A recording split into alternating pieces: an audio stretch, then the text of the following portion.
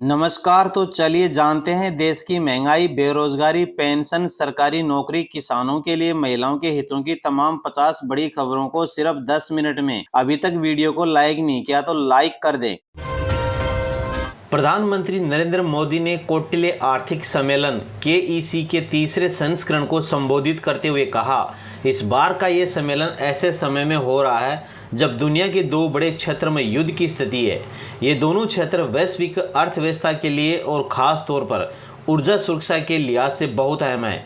इतनी बड़ी वैश्विक अस्थिरता के बीच हम सभी यहाँ भारत के युग की चर्चा कर रहे हैं। ये दिखाता है कि आज भारत पर विश्वास कुछ अलग ही है। ये दिखाता है कि आज भारत का आत्मविश्वास भी कुछ विशेष है।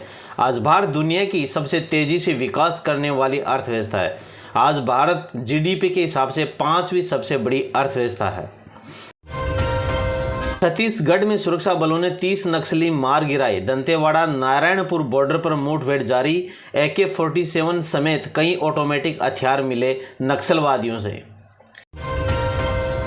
12 लाख रेलवे कर्मचारियों को 78 दिनों का बोनस मिलेगा।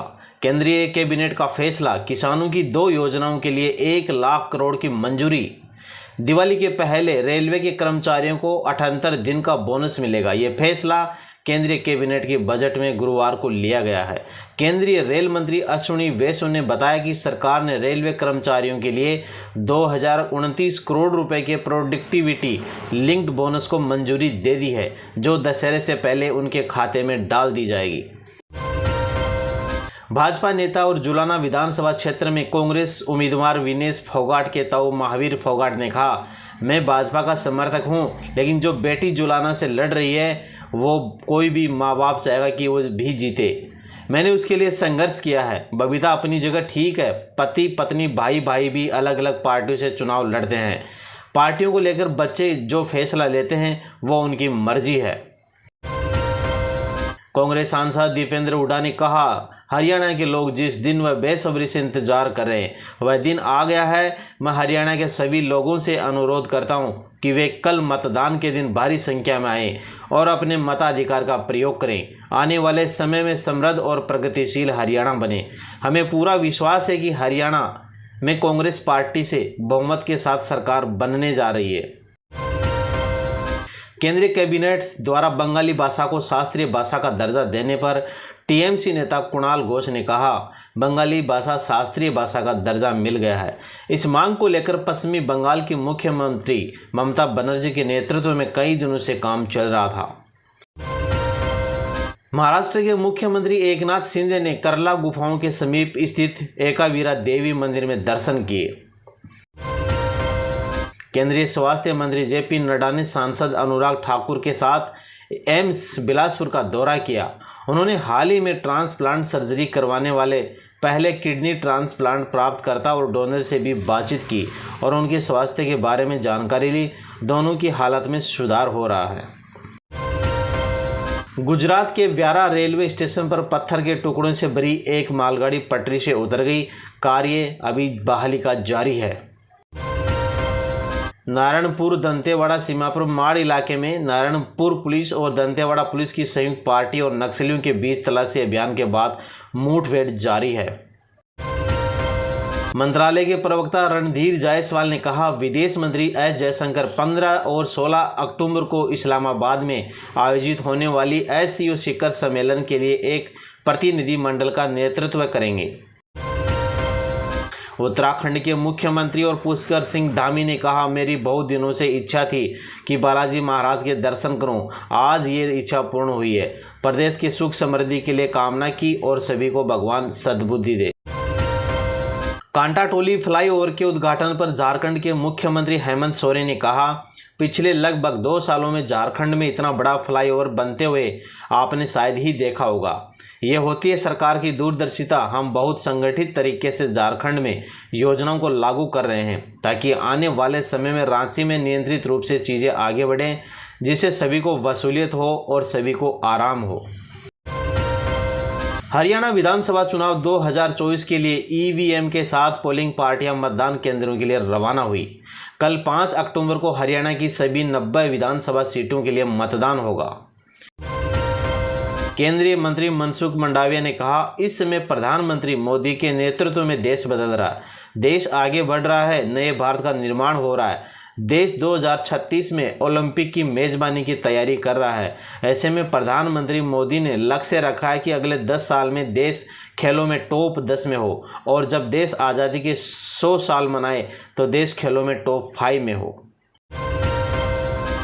भाजपा नेता सैयद शाहनवाज हुसैन ने कहा, बिहार में नीतीश कुमार के नेतृत्व वाली सरकार पूरी ताकत से काम कर रही है। बिहार सरकार उत्तर बिहार में बाढ़ प्रभावित लोगों का पूरा ख्याल रख रही है।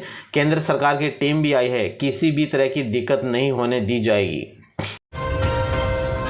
दिल्ली के पूर्व मुख्यमंत्री और आप के राष्ट्रीय संयोजक अरविंद केजरीवाल ने अपने परिवार के साथ मुख्यमंत्री आवास छोड़ा। छत्तीसगढ़ के मुख्यमंत्री विष्णुदेव साय ने दंतेवाड़ा में विभिन्न विकास कार्यों का लोकार्पण किया और शिलान्यास किया। केंद्रीय मंत्री ज्योतिरादित्य सिंधिया ने कहा, लोग बेहद उत्साहित हैं। खेल के मैदान में 14 साल का वनवास अब खत्म हो गया है। ग्वालियर का अंतर्राष्ट्रीय स्तर का खेल स्टेडियम अब बनकर तैयार है। 200 करोड़ के माधव राव सिंधिया अंतर्राष्ट्रीय क्रिकेट स्टेडियम में रोमांचक मैच खेले जाएंगे। हमारी क्षमता 30,000 है। दोनों टीमें मैदान पर पहुंच चुकी है। मुझे विश्वास है कि बहुत ही रोमांचक खेल होगा। अजीत पवार गुट के विधायक और डिप्टी स्पीकर नरहरि झिरवाल महाराष्ट्र मंत्रालय की 3री मंजिल से कूदे। वे सुरक्षा जाल में फंस गए। पुलिस मौके पर मौजूद रही। अभिनेता और शिवसेना नेता गोविंदा ने कहा, मैं सभी को उनकी प्रार्थनाओं और दुआओं के लिए धन्यवाद देता हूं। मैं विशेष रूप से अपने प्रशंसकों को मेरे लिए इतनी प्रार्थना करने के लिए धन्यवाद देता हूं। मैं उनके प्यार के लिए तहे दिल से उनका शुक्रिया अदा करता हूं। भाजपा नेता अशोक तंवर हरियाणा विधानसभा के लिए कांग्रेस के वरिष्ठ पर्यवेक्षक अजय माकन की उपस्थिति में कांग्रेस में शामिल हुए। बिहार के मुख्यमंत्री नीतीश कुमार बाढ़ प्रभावित इलाकों का निरीक्षण करने और राज्य में राहत कार्य के लिए रवाना हुए। कुट्टू का आटा खाने के बाद कई लोगों की तबीयत बिगड़ी। लोगों को उल्टी और दस्त की समस्या हुई। ऐसे 125 से 150 मरीज सामने आए हैं। कुछ मरीजों को जिला अस्पताल रेफर किया गया है। सैंपल लैब में भेजे गए हैं। दोषियों के खिलाफ सख्त कार्रवाई की जाएगी। बिजनौर में ऐसी एक ये घटना घटित हुई।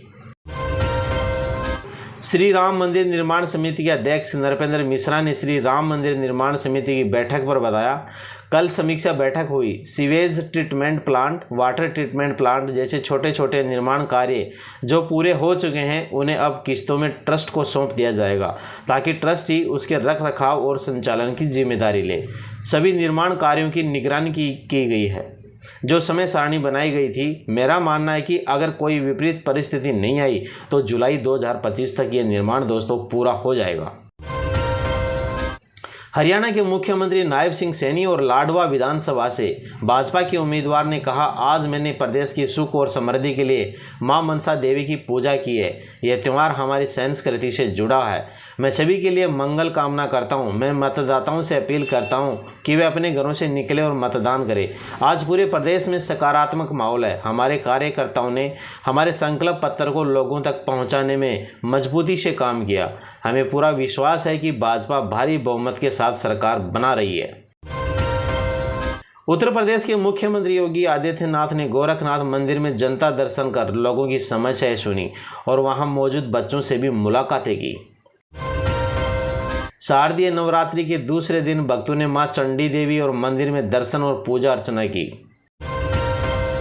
गुवाहाटी पुलिस आयुक्त दिगंता बराह ने दुर्गा पूजा की तैयारियों को लेकर कहा, दुर्गा पूजा एक उत्सव की तरह है, यहाँ मनाया जाता है। असम में हम इस महीने की 9 से 12 तारीख तक इसे मनाने जा रहे हैं।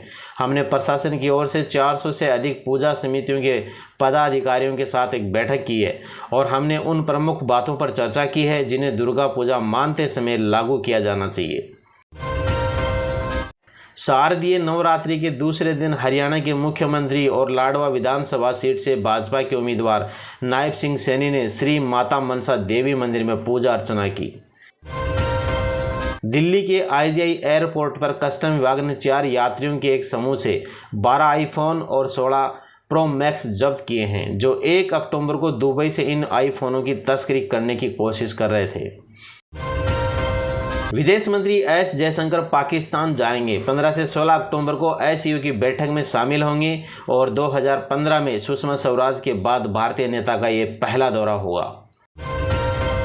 सिरसा में 30 लाख रुपए की नकदी जब्त, पुलिस ने चेकिंग के दौरान कार से बरामद की। युवक नहीं दे पाया संतोषजनक जवाब। सोमनाथ मंदिर के पास अवैध निर्माण पर बुलडोजर एक्शन, सुप्रीम कोर्ट बोला आदेश की अवमानना हुई है तो जिम्मेदार जेल जाएंगे और गुजरात सरकार से जवाब भी मांगा गया है।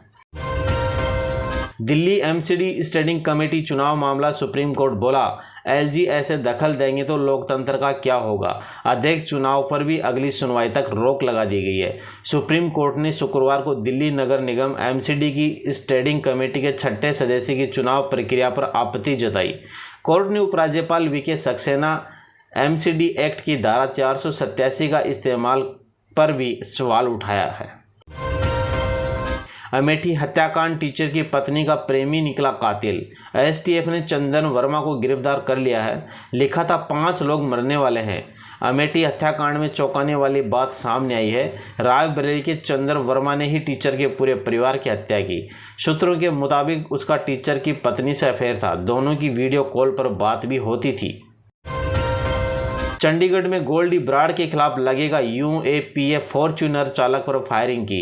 1 करोड़ रुपए की रंगदारी मांगी थी। चंडीगढ़ पुलिस भी पहले गोल्डी ब्राड और लॉरेंस बिश्नोई गिरोह के खिलाफ कई कार्रवाई कर चुकी है। इस बार की कार्रवाई से पुलिस की मंशा साफ है कि वह किसी भी सूरत में शहर में गैंगस्टर गतिविधियों को बर्खास्त नहीं करेगी। नवरात्रि में सोने ने तोड़े रिकॉर्ड। 10 ग्राम सोने की कीमत पहुंची है 78,000 रुपये पार। और दोस्तों साथ ही चांदी भी 1550 रुपये महंगी हो गई है। नवरात्रि शुरू होने के साथ ही सोने और चांदी की कीमतों में भारी तेजी का सिलसिला शुरू हो गया है और अंतर्राष्ट्रीय बाजार में जारी उठा पटक के साथ ही शुक्रवार को भारतीय बाजार में स्टैंडर्ड सोने की कीमत ऑल टाइम हाई पर पहुंच गई है। ये थे दोस्तों आज के मुख्य समाचार। और आप चैनल पे नए आए हैं तो प्लीज़ चैनल को सब्सक्राइब जरूर करें और वीडियो को लाइक करें, शेयर करें।